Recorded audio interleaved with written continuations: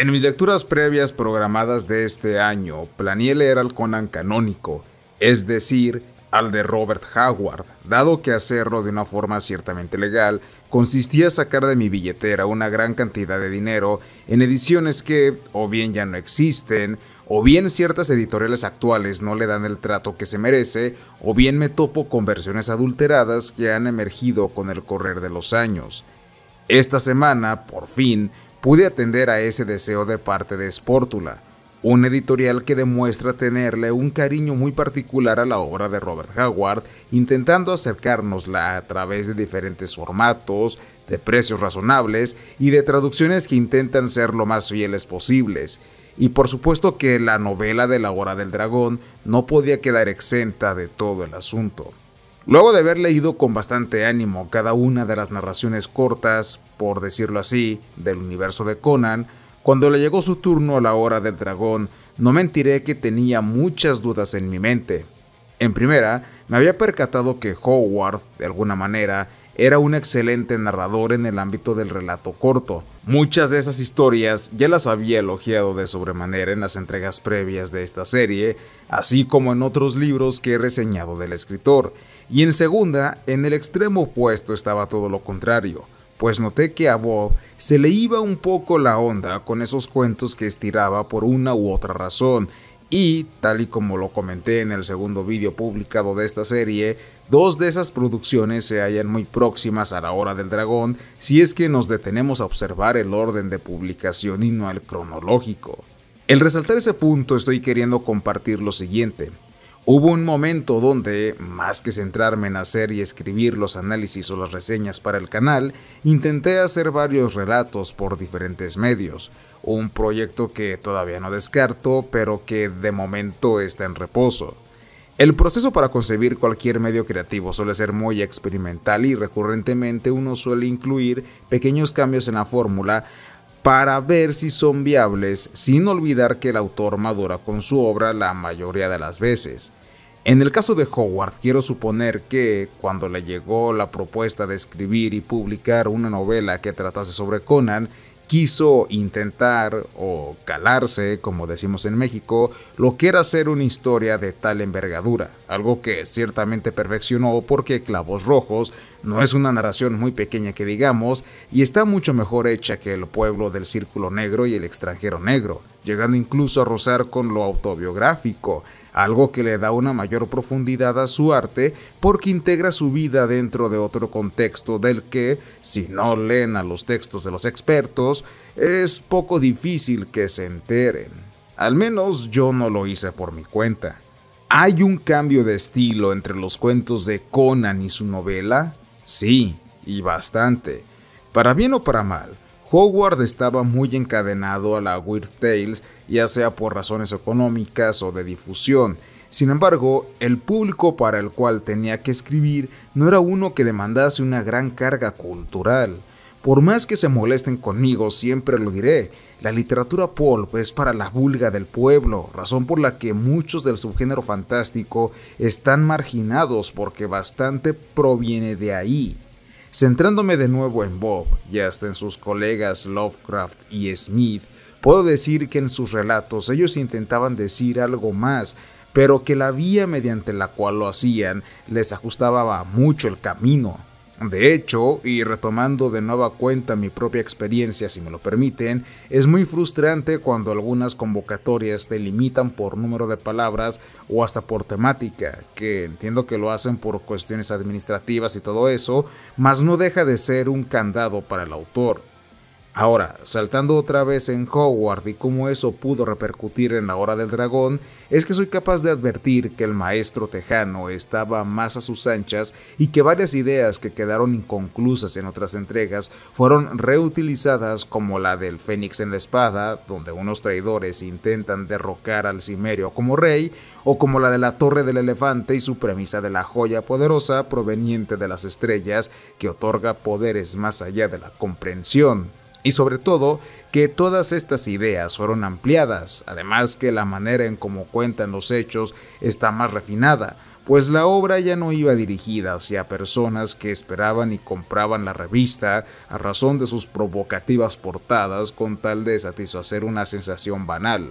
La Hora del Dragón estaba enfocada para un público cuya demanda cultural era más exigente, que eran los ingleses, y Howard lo sabía. Recalco, personalmente disfruté mucho que volviera a emplear el tema de la joya que sentí un poco vago en La Torre del Elefante. Es por esto que Howard, inspirado también por su amor a las ciencias históricas y similares, intenta encuadrar a su personaje con las leyendas artúricas, más concretamente con el aspecto sobre un rey que pierde su reino y que debe sumirse en una aventura para recuperarlo, exceptuando otra vez, porque ya lo comenté en vídeos previos, que la premisa del viaje del héroe queda un tanto fuera, ya que Conan busca mantener su dominio y expulsar a los lacras que lo han invadido y no entablarse en un viaje de autodescubrimiento y plenitud. A pesar de todo eso, elementos clásicos de las aventuras del Cimerio no desaparecen en lo más mínimo, pues las peleas brutales se mantienen. De hecho, las peleas de la Hora del Dragón han sido las que más disfruté.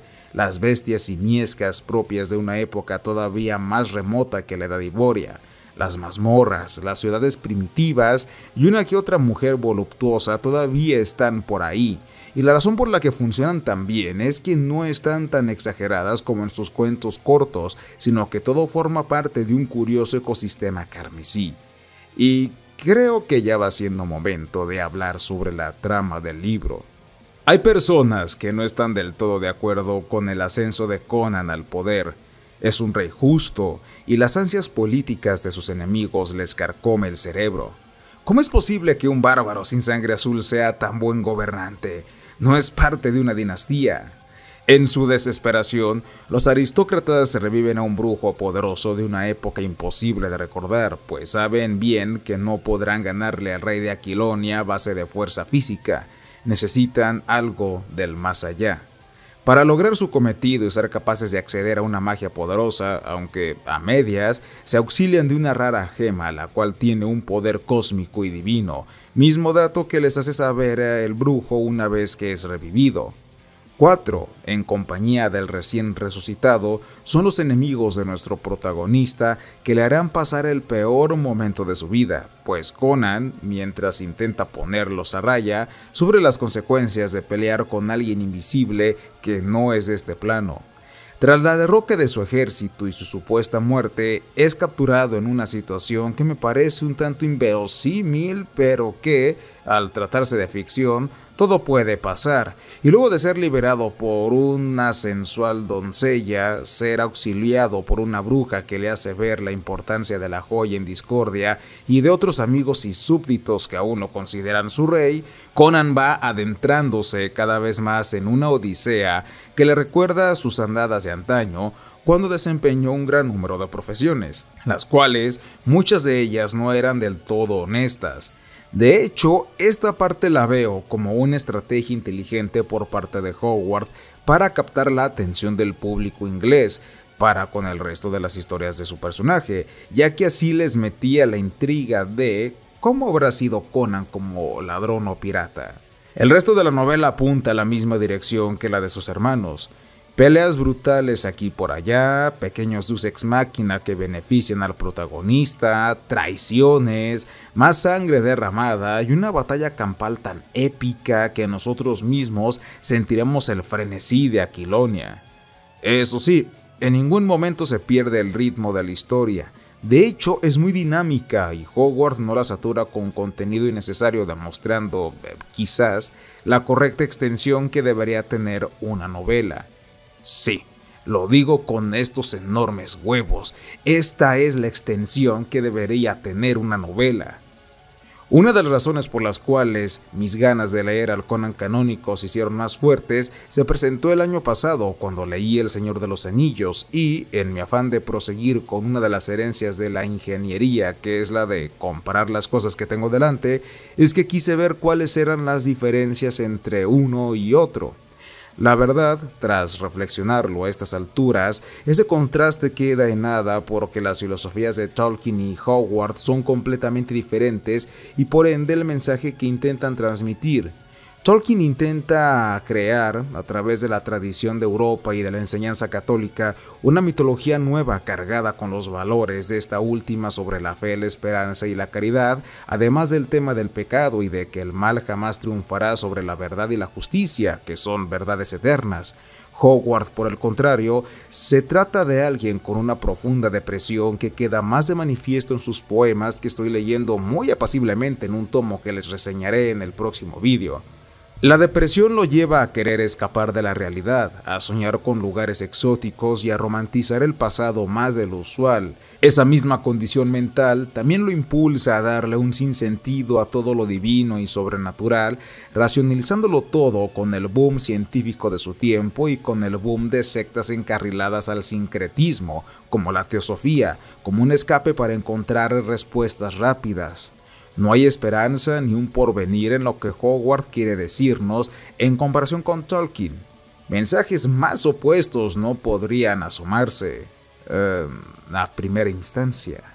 Está, sorpresivamente, el enfoque oficial que Tolkien intentó manejar en su obra, que era la muerte y la inmortalidad, temas tratados en el Evangelio por el Sagrado Maestro, y que en cierta forma se aproximan a las concepciones de Howard si nos guiamos por una vía estrechamente escatológica, pues en algún punto se nos dice claramente que no somos nada, que la muerte es inevitable, que fuimos creados a partir de la nada y que polvo somos y al polvo volveremos, del mismo modo que Crom trata a sus adoradores después de abandonar este mundo. En definitiva, La Hora del Dragón es un cierre perfecto si, al igual que yo, intentan leer al Conan de Howard, el original, siguiendo el orden cronológico y no el de publicación, pues les dejará ver que Bob intentó darle una mayor profundidad a situaciones y conceptos que por las exigencias de Weird Tales no pudo manejar en el resto de sus creaciones.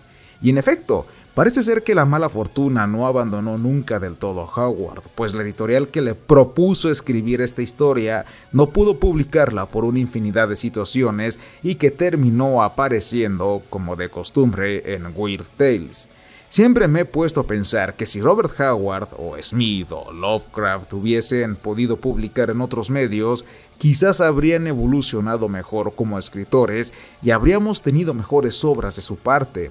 Cabe destacar, como dato final, que esta edición de La Hora del Dragón de Spórtula contiene material inédito de Howard como borradores y un cuento póstumo, pero que, dada la calidad de la obra principal, queda un tanto eclipsada, pero que no dudo que no pasará desapercibida para los fanáticos de Hueso Colorado. Y bien amigos, eso ha sido todo por el momento, ha sido un placer el haber estado aquí con ustedes. Recuerden que pueden apoyar al canal mediante nuestros enlaces de PayPal o también si les gusta alguno de los libros que he estado reseñando, recuerden que en el comentario fijado estará un enlace a Busca Libre que, como bien les he dicho, pueden utilizar como una opción de compra y de esta forma nos ayudan a un poquito al canal y a traer libros